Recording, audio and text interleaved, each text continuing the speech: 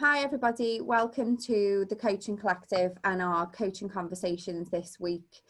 Obviously in recent times, well, the last sort of 6 months, we've had, many different topics of discussion around the lockdown measures and how the world is ever changing.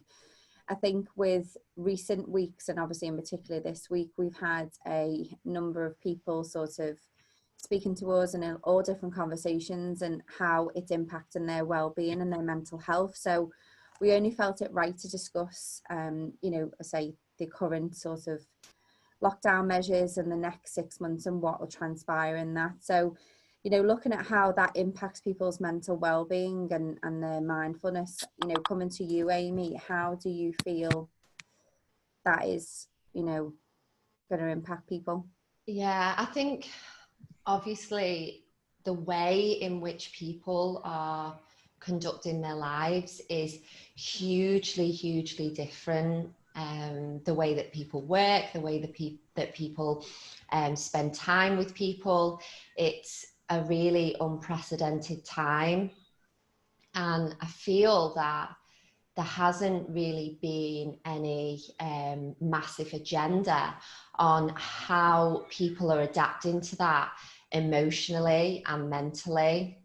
And just through my own services, I have noticed that a lot of my clients, a lot of my wonderful women are saying how anxious they are feeling because we don't have any answers. We don't know how long this is going to continue. And the whole structure of their lives has completely changed in every way. And I feel like this situation is really causing people to feel like they're alone, to feel isolated, feeling like they're losing connection with people. Mm-hmm. And one of the most fundamental parts of being a human being is connection. Connection is everything. We need to feel connected to others in order to feel well. And those connections have been taken away.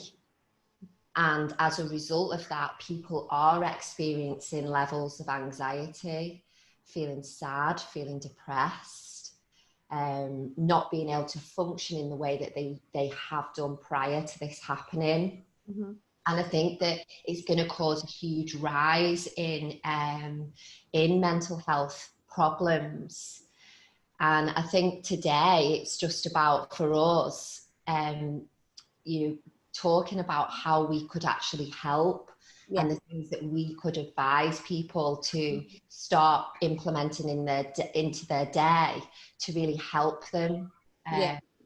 Maybe, things aren't changing externally, but to help them manage and cope with what's happening right now so their anxiety levels stay lower, and it doesn't lead to more advanced forms of mental health problems. And that's it, as you say, it's about, the outside world we can't really control at the moment, but obviously our inner self and what we, how we look after ourselves, we can. So how would you say you would, what would be a thing that you would say to somebody, the one fundamental thing, a bit of advice you would give somebody to cope with the current times and their anxiety? I think for me, it's helping people to understand that they need to take their well-being more seriously during this time, because well-being and prioritizing themselves and taking that time out for them, it often has a connotation that it's a luxury. And I feel now more, I've always said that, taking care of yourself, prioritizing yourself, offering yourself that self-care, it should be a necessity, not a luxury. But even more so now, I think that it needs to be seen as more important, and to implement strategies such as learning how to breathe properly, because we can decrease our anxiety just by learning simple breathing techniques. taking that time out for us, getting outside if we can, because a lot of people are working from home. They're not changing their environment, you know, myself included.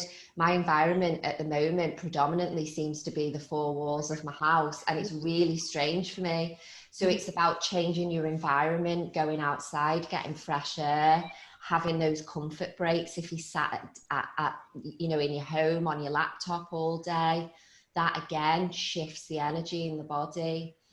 It's learning to I feel as well, social media and being in constant contact with what's happening in the news can elevate people's anxiety. So it's being very, very selective about what you choose to engage with, who you follow, who you're part of, what groups you're part of on Facebook, what is going to help you to feel more calm and feel more connected.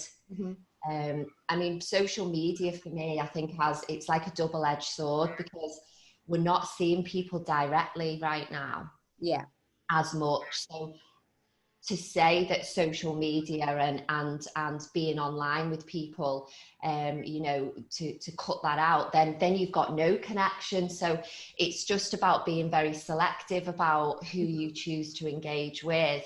And having these open forums like we are now on Zoom, so we do feel connected to each other, but being selective about what you choose to watch and see is really important.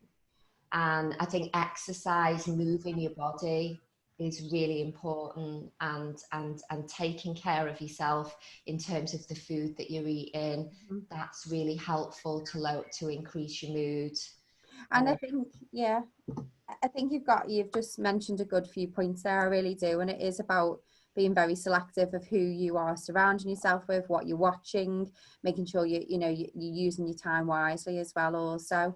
I mean, just coming over to Joanne, did you have something there just to follow on from Amy? Just to say that completely agree with everything that Amy's just said. And I think sometimes we forget that if we don't look after the physical side of ourselves, the impact it has on our mental health is you know, it does impact. So if we're not sleeping, if we're eating junk food because we think we're treating ourselves, oh, you know, I can't go out and do whatever I would normally do, so let's just sit in front of the TV and watch a film and have a load of chocolate or whatever. And there's nothing wrong with that in moderation, but if you get into a habit of doing it all the time and you think you're treating yourself, it's actually probably going to do a lot more damage. You're going to start feeling very sluggish and sort of demotivated. And I don't know if anybody saw Joe Wicks yesterday on he did a YouTube. Apparently he'd just seen the announcements about the extensions of the restrictions, and he was saying how low he felt at that particular point, and that even he had started to feel demotivated. And he was putting it out there that, you know, you really do need to sort of exercise, get out in the fresh air where you can, because it will make a difference. And once you've got that lift, then you can deal better with everything else that comes up, because until you get in the right mindset, you can't deal, and everything seems like hopeless and what have you. So I think it's important that, as Amy said, you know, you've got to look after your body, you've got to look after your physical side, because that will then take care of your mental attitude.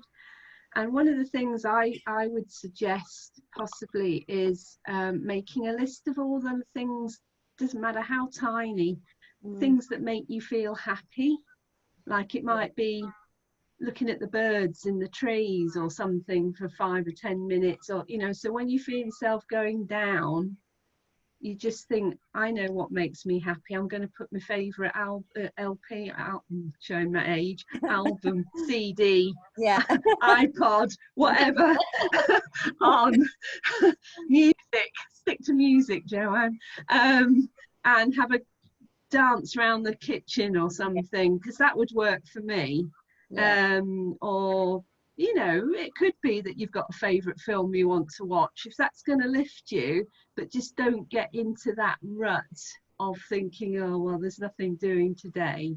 I don't feel like doing anything, I don't feel like getting out of bed or going out of the house, because then it's more difficult to sort of get out of it again.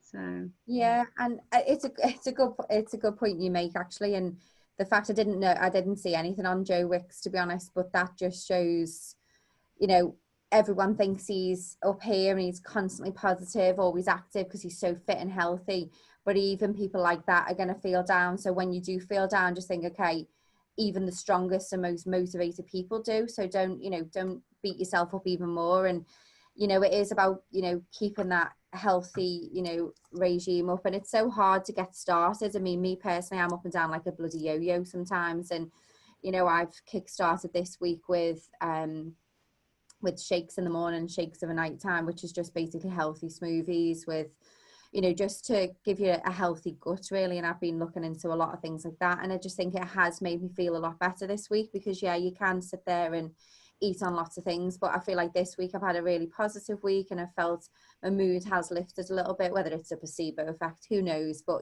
I do believe it does work when you do eat healthy and look after your mind as well. And also, I've meditated every single morning and every single night, whereas sometimes I only used to do it at night time. And I think listening to a meditation app in the morning for 10 minutes has been it's been amazing for me. And people go, oh, it's so hard to meditate, it's really difficult, I can't switch off. But I think it's important, sometimes you don't have to switch off. Just having 10 minutes to calm yourself into a state of peace will lower stress levels and lower your anxiety. And I say to people, if you don't want to sit there and meditate, this one that I have, listen to it while you're brushing your teeth, because the voice and the way what they're speaking, because it's a guided meditation, will still subconsciously go in, and then you'll slowly get to understand, and it's not easy. Meditation isn't easy, but it's not meant to be. It's always a learning journey. But it's a strange thing that people seem to think you need to switch off, but you don't have to. So obviously, I'm just thinking the video is going a bit funny. Are you going to say something there, Aim? Yeah, I was just saying, this is why I love yoga. This is why I love the practice of yoga, because yoga is a moving meditation, and you don't have to be a super bendy pretzel person to practice yoga. It just enables you to do something, move your body, be present, and calm and steady the mind. So yoga, if you are struggling with meditation in terms of sitting there and being still, because that was something really difficult for me to begin with, I went down the yoga route because it allowed me to stay present and a little bit active, but I still got the amazing benefits from meditation. Yeah.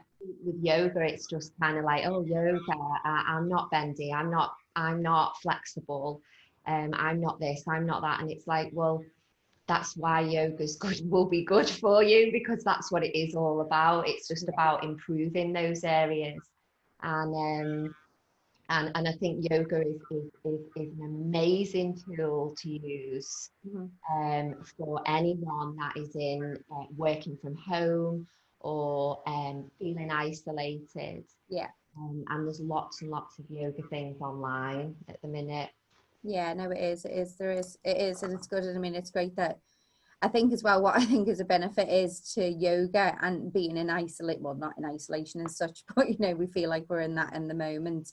I think when you're in, working from home and you're not really getting out, there is so many stuff online. Obviously your class, if you are worried about, oh, I'm not the most flexible, no one can see you, so it's fine. Which is an added benefit. So yeah, I would definitely recommend Amy's class for that. So yeah, coming to Roger, obviously, we've all had a bit of a different discussion on, how people's mental health has been affected and their well-being. What are your thoughts and sort of, you know, how would you sort of help somebody, you know, encourage them to get through these current times? How would do that? Um, Or how have you coped? You know, what are your personal mechanism, you know, coping mechanisms, you know?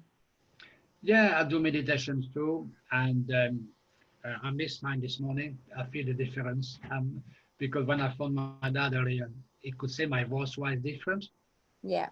so I know I've got to do it. Yeah. At first, he didn't even recognize me.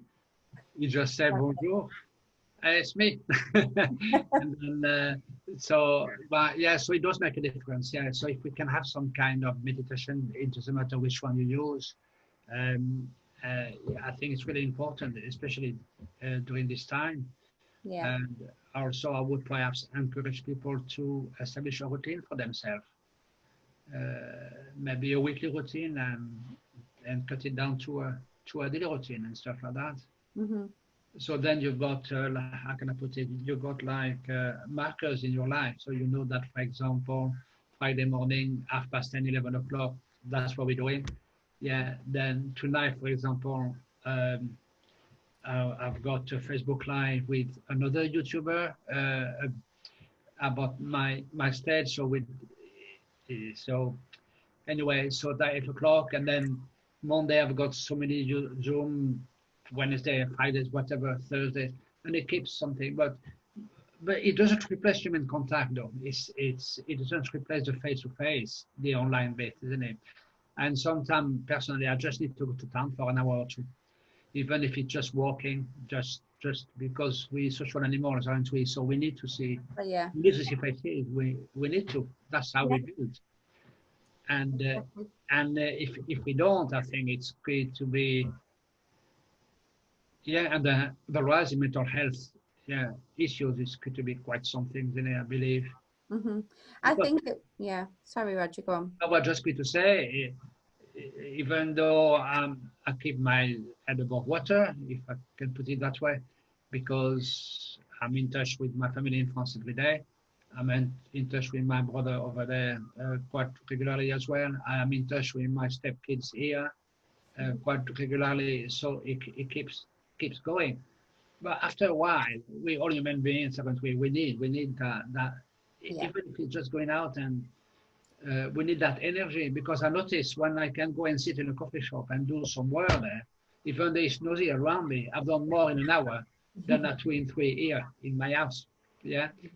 And so that makes sense. Yeah. It's just the energy we gain from other things. So um, Yeah. Sweden, I think they are approaching this pandemic in a different way, and Yeah. then we all do elsewhere. So why don't we try to learn from people who are doing well? That's just beyond me. Yeah. Well, It is. I think that's a topic for another day, isn't it? I think another yeah, another session on how other countries are coping in the current pandemic, for sure. Because yeah, I think I'm definitely probably regretting not moving to Sweden. Not that it was ever a thing, but you know, it's yeah, definitely. So I agree with you on that one, Roger, for sure. if we could do a discussion on that, that would be good. But otherwise, I would encourage people to definitely go out or Yeah. something, do some meditation. Maybe we can, if we can help you somewhere, we can help them with establishing a routine, maybe some goals week by week or something like that. You Yeah. know, and simple goals, just going out and That's it. I for think in the UK, we're kind of like, you know, we have this culture that working hard, like we've got to work hard, we've got to put the hours in. And I think that, I think it's really important to just remind ourselves that these times are unprecedented. Mm-hmm.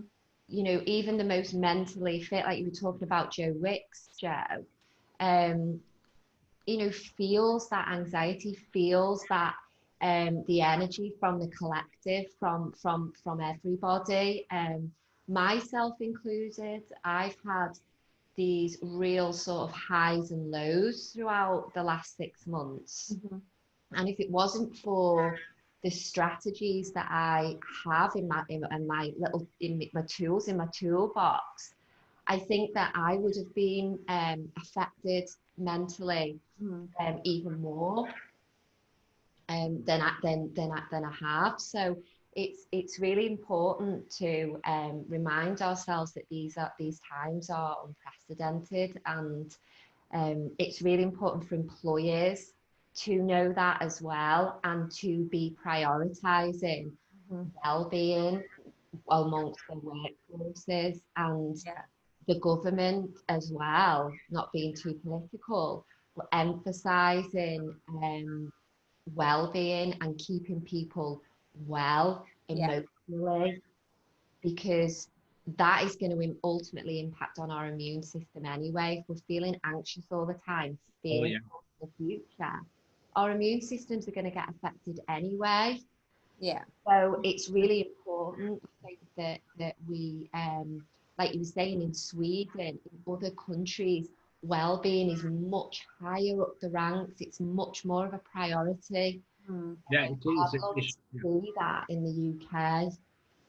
Yeah, were you going to say something, Joanne, then, was you? Well, it was only to follow on from Roger saying that he tries to go out for a walk, and even if people are sort of working around him, I agree, I can understand that completely, because I think you don't necessarily even need to have a conversation as such, but as long as you know that there are people around. So for instance, I know that I love gardening, I love being in my garden, and I know that I can have somebody else in the garden and we're not talking necessarily, we're busy doing our own thing, but the presence of having somebody else there is enough sometimes. So those people that are living on their own, I would suggest it's good if you can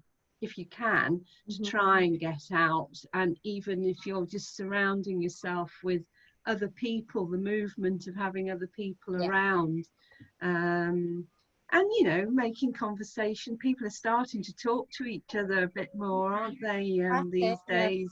Even just saying hello, because we're well known for perhaps not doing that as much as we could.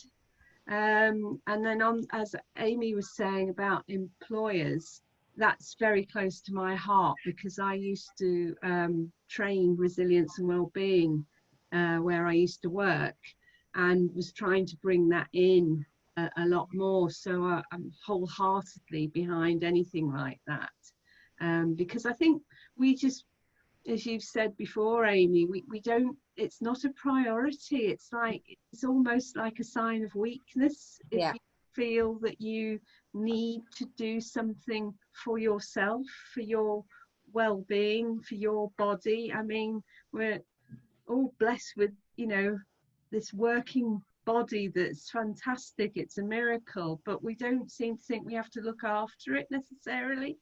We just expect it to chug along, and we abuse it and all the rest of it, and then wonder why we might have some problems. And it's the same with your mental state as well. That's why the two go together so well. Look after one, you're looking after the other. So that was really all I wanted to say about that. Yeah, no, it is, and it's true. And just, obviously, coming to a close, it is sort of that, it's your mental health as well as your physical health that, combined together will help you get through times like this. But everyone's got their own sort of skill set, and obviously we've mentioned a couple of links here, like Amy's yoga, and obviously I can pop that in, and then the meditation things, so I'll add them into the bottom of this video as well, so that they link in there. But obviously, if there's anything that people are struggling with and they want to contact us, please feel free. The contact details will be in the video below, that you can contact us directly, and we are here to speak to people. And again, anybody struggling with sort of getting back to work or struggling in that employment and background, and I do know that Joanna's been helping a lot of people at the moment in that sector as well also. Again, thank you guys. This week has been great. Let's hope, it's Friday, we are recording, so we are going to have a great weekend, and I hope everyone else does. So speak to you next week. Anything else, let us know. Take care. Bye.